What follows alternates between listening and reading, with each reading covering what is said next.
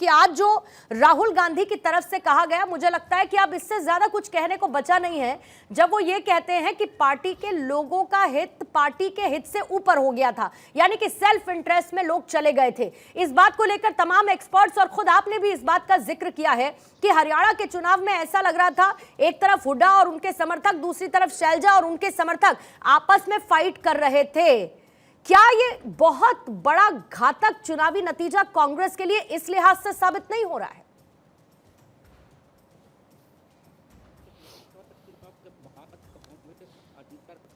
Unmute करेंगे Rakesh sir.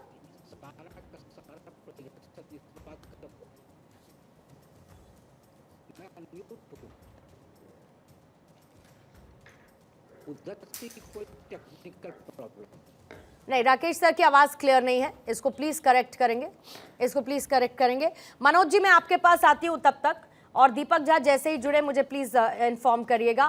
Manoj Yadav ji, इस बार के हरियाणा चुनाव में जिस बात को लेकर आप कांग्रेस पर हमला बोल रहे थे, ये कह रहे थे कि भाई 2-2 सीएम पद के दावेदार हैं इनके यहाँ पर, तो ये तो आपस में ही लड़ते हुए नजर आ रहे हैं।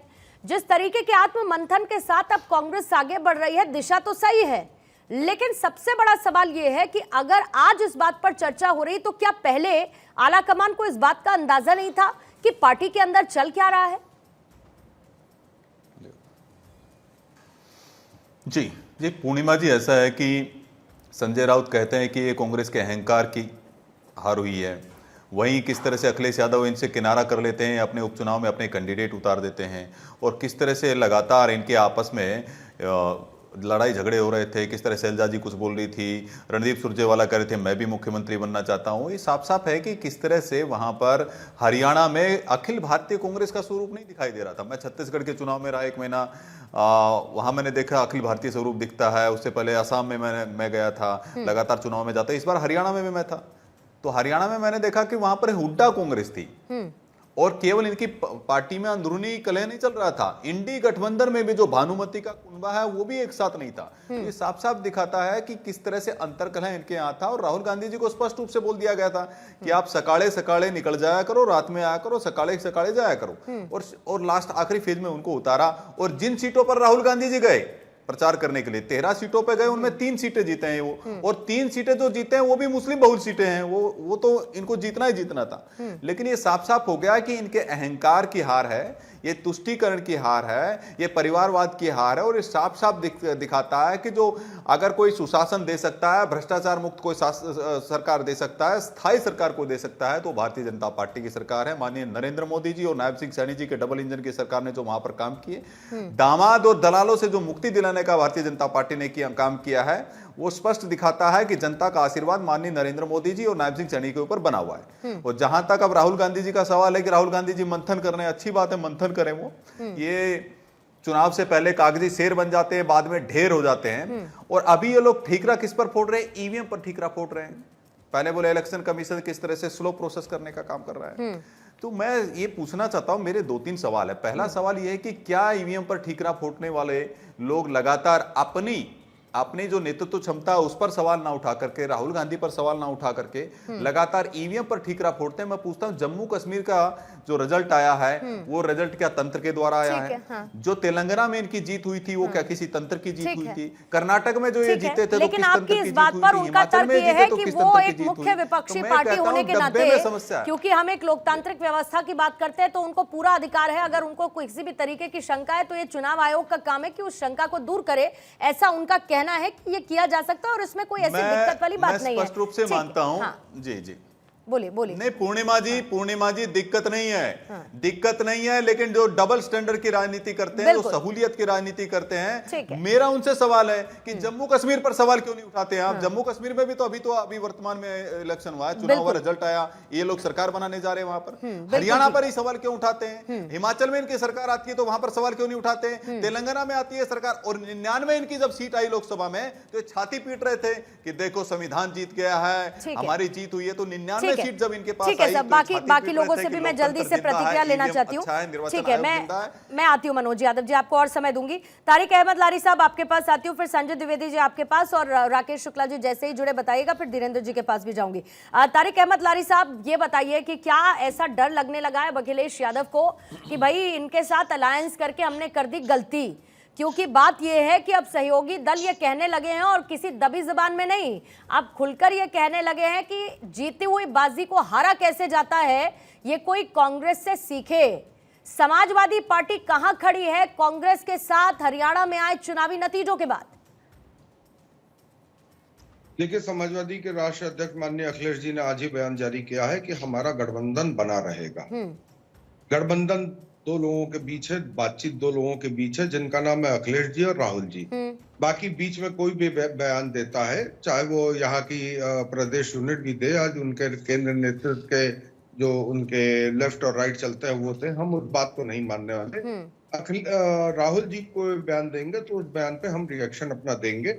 अभी हमारा गठबंधन राहुल जी के साथ चल रहा है और वो चलता रहेगा। इसमें बिल्कुल कोई गलतफहमी नहीं है कि समाजवादी पार्टी का कोई भी गठबंधन कांग्रेस से टूट गया है। नहीं, लेकिन इसमें दो बातें हैं लारी साहब, इसमें दो बातें हैं। एक ये कि मुझे याद है जब लोकसभा चुनावों में कांग्रेस आपसे ज्यादा सीटें चाहती थी, अखिलेश यादव बिल्कुल तैयार नहीं थे कि उनको ज्यादा सीटें दी जाएं। क्या अब विश्वास की कमी कांग्रेस को लेकर अखिलेश यादव के मन में पहले से थी? दूसरा, अब उपचुनाव होने 6 सीटों पर कैंडिडेट, आपने कांग्रेस से क्या इसको लेकर चर्चा की कि भाई बताइए आपको क्या चाहिए और क्या नहीं चाहिए? हम 6 सीटों पर अपने कैंडिडेट्स को, उनके नाम का ऐलान कर रहे हैं या तय कर दे रहे हैं? इन 6 सीटों को छोड़िए, मैं पूरी 10 सीटों की बात कर रहा हूँ। पूरी 10 सीटों में कहीं पे भी कांग्रेस के किसी भी उम्मीदवार को कोई भी वोट नहीं मिला था। वो थे ही नहीं, वो फाइट में नहीं थे। किसी को 400 मिला था, किसी को 500 मिला था, किसी को 600 मिला था। तो वहां पे जो फर्स्ट और सेकंड सिटिंग पे था उसको अपनी सीटें मिलेंगी। जो कैंडिडेट थे वो कैंडिडेट वहां रहेंगे। ये गठबंधन का एक उसूल होता है, इस उसूल को फॉलो करना होता है। तो इस गठबंधन के उसूल के तहत अगर हम 10 सीटों पे चुनाव लड़ रहे हैं तो फर्स्ट और सेकंड हम हैं, हम वहां चुनाव लड़ेंगे। आप अचानक आके कह दें कि नहीं हम वहां से चुनाव लड़ना चाहते हैं, तो ये पॉसिबल नहीं होगा। ये बातचीत तय हो जाएगी, अखिलेश जी और राहुल जी तय कर लेंगे। और अगर किसी को तकलीफ है, मान लीजिए हमारी पार्टी में किसी को तकलीफ है कि कांग्रेस को 2 सीटें 3 सीटें दी जा रही हैं, या उनकी पार्टी में तकलीफ है कि कांग्रेस 2 ही सीटों पर लड़ रही है, तो बेहतर है वो आदमी पार्टी से इस्तीफा दे दे और कहीं और चला जाए। ठीक है, पॉइंट टेकन। दीपक झा इस वक्त हमारे साथ जुड़ चुके हैं, कांग्रेस के प्रवक्ता हैं। दीपक झा, राहुल गांधी ने किया मंथन, और इस मंथन के साथ निकल कर आई बहुत प्रमुख वजह, जिसमें से एक ये रही कि सेल्फ इंटरेस्ट जो है वो भारी पड़ गया नेताओं का पार्टी के इंटरेस्ट के ऊपर। यही बात लगातार कही जा रही थी कि आपके बीच में पार्टी के अंदर ये कुमारी सैलजा वर्सेस हुड्डा साहब, ये इंटरनल एक फाइट ऐसी चल रही थी जो कई बार उजागर हुई बयानबाजियों के जरिए। कार्यकर्ताओं का जो मनोबल इससे गिरता हुआ नजर आया, क्योंकि अब आपके सहयोगी दल भी ये कह चुके हैं कि जीती हुई बाजी को अगर हारना है तो वो कांग्रेस को देखे कि किस तरीके से हारी जाती है। ये जाहिर बात है कि आपकी पोजिशनिंग को भी कहीं ना कहीं लूजन अप करता है आपके अलायंस के बीच में, और दूसरा आपकी खुद की पार्टी जो हरियाणा में जीतते जीतते शायद चुनाव हार गई। देखिए पूर्णिमा जी, सबसे पहले तो आप इस देश में चुनाव जीतना और हारना तो चलता रहेगा, लेकिन बात है कि इंटरनली हमारी क्या निकल के आया है। अभी राहुल गांधी जी ने और कमेटी ने बताया कि हमें एक फैक्ट फाइंडिंग कमेटी बनाएंगे, और जो आपने रिपोर्ट बता दी कि इंटरनल, ये अभी ऐसी कोई बात नहीं कही गई है, ये मीडिया की अफवाह है, लोगों में ऐसी फैलाई जा रही है। अभी मुख्य बात क्या है कि हमने कहा कि हमारी जो स्टैंडिंग है कि हम इस चुनाव के रिजल्ट के लिए हम कह रहे हैं कि 20 ऐसी सीटें हैं जहां पे धांधली हुई है। उन सीटों पे आप बताइए ना कि किस तरीके से ईवीएम के साथ छेड़खानी की गई है।